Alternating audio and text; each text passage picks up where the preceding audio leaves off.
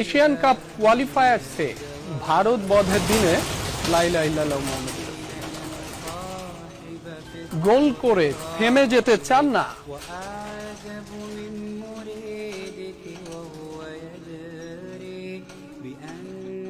দর্শক, এই মুহূর্তে কিছুটা ভূমিকম্প অনুভূত হয়েছে, বড় আকারেরই হতে পারে। কয় মাত্রার ভূমিকম্প সেটি হয়তো কিছুক্ষণের মধ্যেই জানা যাবে। আশা করি সবাই সাবধানে থাকবেন, যে যেখানে আছেন নিরাপদে থাকবেন। সৃষ্টিকর্তার কাছে প্রার্থনা করছি সবাই নিরাপদে থাকবেন।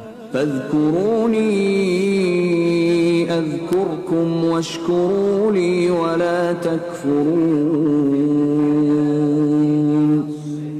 সুতরাং তোমরা আমাকে স্মরণ করো, আমিও তোমাদের স্মরণ রাখব, এবং আমার কৃতজ্ঞতা প্রকাশ করো, অকৃতজ্ঞ হইও না।